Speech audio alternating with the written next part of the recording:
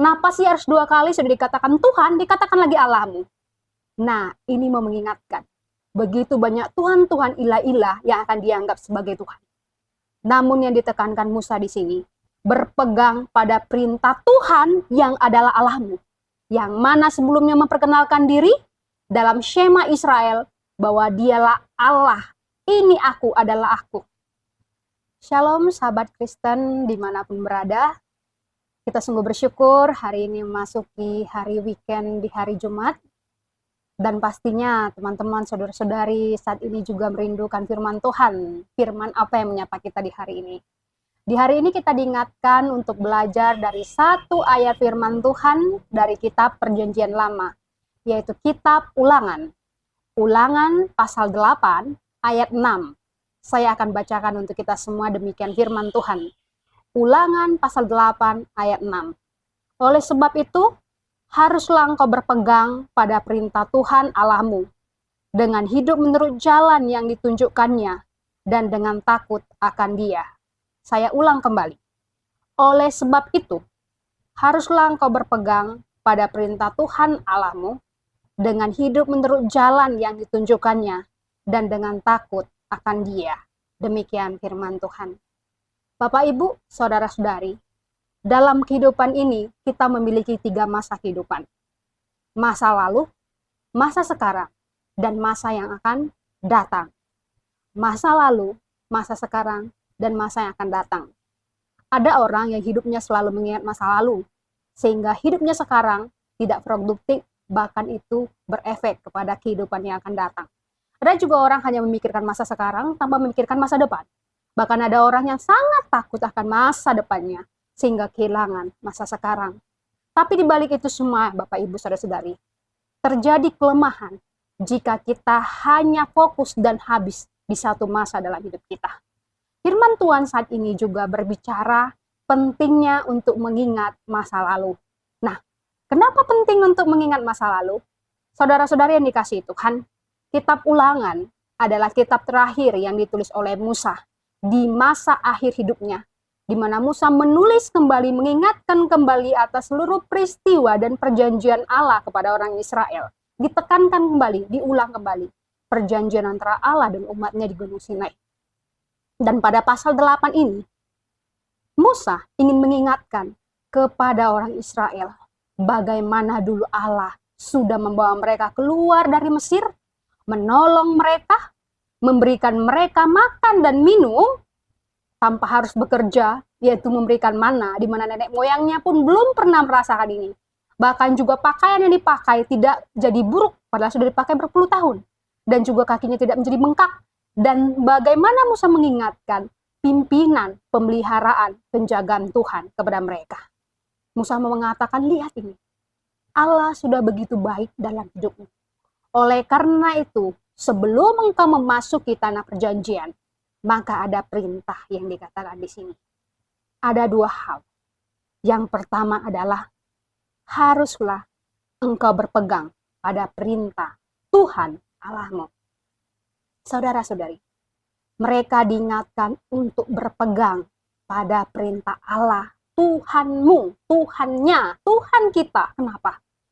Karena tanpa berpegang, orang Israel akan kehilangan pegangan untuk melanjutkan hidup selanjutnya. Apalagi ini ditulis di hari-hari akhir Musa, di mana akan terjadi pergantian kepemimpinan. Dan kita lihat di sini dikatakan berpegang pada perintah Tuhan Allahmu.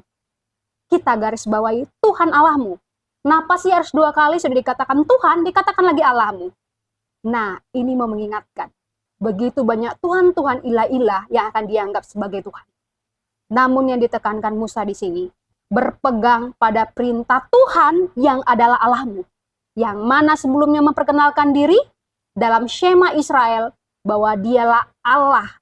Ini aku adalah aku. Allahmu. Allah itulah yang dimaksud oleh Musa. Yang dimana mereka harus berpegang pada perintahnya.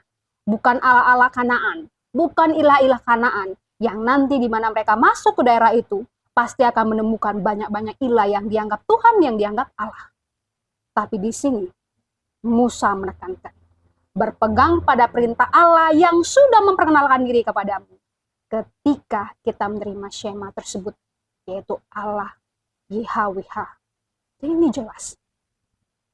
Perintahnya jelas berpegang kepada perintah Tuhan, dan Tuhannya jelas Tuhan siapa. Yang kedua, diperintahkan juga untuk hidup menurut jalan yang ditunjukkannya dan dengan takut akan Dia. Jadi aplikasi untuk berpegang pada perintah Tuhan ini apa? Yaitu dengan hidup menurut jalan yang ditunjukkannya. Ketika menjalani hidup ini, banyak sekali petunjuk-petunjuk yang mungkin akan mereka dapati. Mungkin petunjuk dan nasihat dari negara tetangga, dari daerah tetangga, dari orang-orang lain, dari orang-orang bijak yang katanya ahli-ahli astronomi atau ahli lain. Bahkan juga mungkin dari cerita-cerita atau dari kata-kata motivasi atau dari hal-hal lain yang bisa menuntun mereka. Tapi dikatakan di sini apa? Hidup menurut jalan yang ditunjukkan oleh Allah itu sendiri. Jadi untuk menjalani hidup mereka harus menaati apa yang dikatakan Allah menurut hambanya. Karena kita lihat tadi ya, Musa akan berganti kepemimpinan menjadi Yosua. Dan di zaman itu firman Tuhan belum tertulis. Jadi mereka harus mendengarkan perintah Tuhan dari orang-orang yang Allah tunjukkan untuk memimpin mereka ketika mereka berjalan menuju tanah Kanaan tersebut, bahkan ketika hidup di tanah Kanaan. Jadi harus sesuai dengan perintah dan apa yang dimaksudkan untuk menaati, untuk menjalani kehidupan sesuai dengan yang ditunjukkan oleh Allah. Siapa pemimpin mereka saat itu? Musa. Dan bukan hanya itu Bapak Ibu Saudari. Ketika mereka menjalani hidup menurut jalan yang ditunjukkan Tuhan, mereka pun harus dengan rasa takut akan Dia. Saya melihat di sini, ini adalah cara supaya mereka ketika menjalani hidup, ketika taat, bukan karena ikut-ikutan. Ya kan, apa yang masa itulah yang dikerjakan, bukan. Artinya apa? Ketika mereka berpegang pada perintah Tuhan, ketika mereka menjalani hidupnya sesuai dengan jalan dan perintah Tuhan, mereka mengenal siapa itu Allah yang mereka taati dengan rasa takut. Takut di sini adalah menghormati Dia dan juga tunduk kepadanya.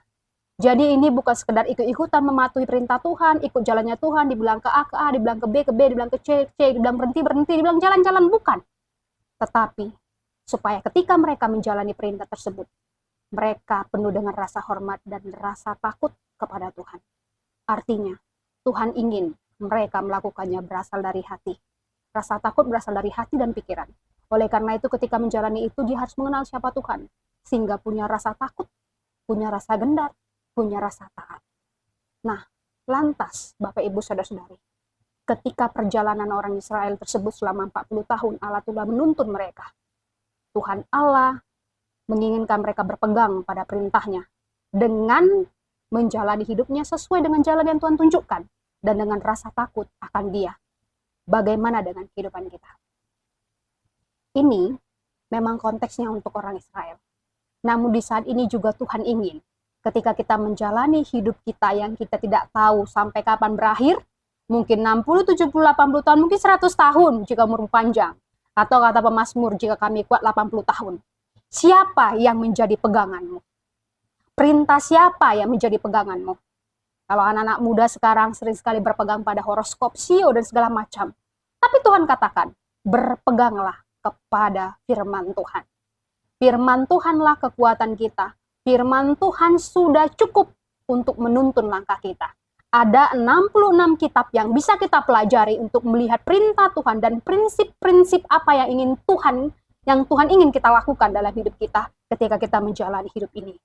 Bukankah di Alkitab ada cerita umat tokoh yang hidupnya sangat menderita dan bagaimana dia lepas dari penderitaannya seperti Ayub dan akhirnya mengalami kemenangan. Ada juga umat Tuhan yang hidupnya tidak terlalu menderita. Ada juga umat Tuhan yang hidupnya berhasil. Tetapi dalam segala hal mereka menang ketika mereka ikut apa kata Tuhan. Dan ketika mereka menjalani hidupnya sesuai dengan perintah Tuhan. Dan kita lihat di sini, dalam proses menjalani hidup tersebut, harus ada rasa hormat, taat. Jika dibungkus semuanya itu, takut kepada Tuhan. Dengan demikian, hari lepas hari, bulan lepas bulan, minggu lepas minggu, tahun, bahkan jam, menit, dan detik. Apapun yang kita lakukan, kita kerjakan. benar-benar berdasarkan perintah Tuhan dan kehendak Tuhan. Sehingga kita tidak lagi bermain-main menggunakan waktu dan bertanggung jawab mengisi hari-hari kita dengan firman Tuhan. Jadi Bapak Ibu Saudara-saudari, kalau tadi orang Israel belum ada firman Tuhan secara tertulis, mereka membutuhkan Musa dan setelah itu Yosua untuk menuntun jalan mereka. Kita sudah punya Alkitab. Sudahkah kita percaya, membacanya, mengimaninya, dan menghidupi hidup kita, menjalani hidup kita sesuai dengan perintah Tuhan tersebut? Jika tidak, coba tanya dirimu. Kamu menjalani hidupmu selama ini sesuai dengan perintah apa? Atau kamu selama ini berpegang kepada apa? Hidupmu selama ini menurut jalan siapa? Jangan-jangan menurut jalan dunia. Dunia katakan hidup harus seperti ini, A, B, C, D, G, harus memiliki ini, itu, baru kamu disebut orang yang berhasil, baru disebut anak Tuhan, baru disebut orang Kristen. Tidak. Apa yang dikatakan firman Tuhan? Hiduplah menurutnya. Dan satu lagi, Tuhan yang dimaksud adalah Allah kita. Allah Bapa, Tuhan Yesus, Allah Roh Kudus, Allah Tritunggal yang kita percaya menurut iman kita. Bukan Allah-Allah dan ilah lain. Bukan dukun. Tetapi perintah Tuhan. Dan tanamkan dalam hatimu untuk selalu mengenal Dia, memiliki rasa takut, hormat, dan taat kepada Dia. Hanya satu yang perlu kita takutkan, hanya satu yang perlu sangat kita hormati, yaitu Allah kita sendiri. Mari kita menjalani hari-hari kita saat ini dengan takut dan gentar. Mari kita jalani hari-hari kita selama ini dengan berpegang kepada firman Tuhan. Jangan terlalu bangga kalau hidupmu mengikuti kata-kata motivasi. Jangan terlalu bangga kalau hidupmu mengikuti kata-kata orang. Jangan terlalu bangga kalau hidupmu mengikuti apa kata dunia. Di situ kamu sudah gagal. Tapi ikutilah perintah Tuhan dan firman-Nya. Sekali lagi saya tekankan. Kita memiliki 66 kitab yang sudah sangat-sangat cukup untuk menunjukkan jalan, menuntun kita menjalani hari-hari kita dan kehidupan kita. Kiranya kita selalu dipuaskan, selalu suka baca firman Tuhan, dengan demikian kita selalu diingatkan untuk selalu hidup menurut perintah Dia. Dan tiap hari kita semakin dipupuk untuk mengenal Tuhan, kita semakin mau rindu untuk belajar tunduk takut kepada Dia. Dan itulah yang membuat kita mampu menjalani hari-hari ini dengan sukacita. Karena yang kita percayai adalah Allah skenario yang paling hebat, yang memiliki skenario yang paling hebat. Dia adalah sutradara agung yang mengetahui masa depan kita. Oleh karena itu, jika kita tidak tahu akan masa depan kita, mari kita letakkan hidup kita kepada Dia. Yang kita percaya adalah Allah yang memiliki langit, bumi, dan segala isinya. Yang kita takuti dan kita hormati adalah Allah yang memiliki hidup dan mati kita. Kiranya mulai hari ini, kita semakin mau menyerahkan hidup kita kepada Tuhan. Jangan pernah jalan hidupmu tanpa firman Tuhan.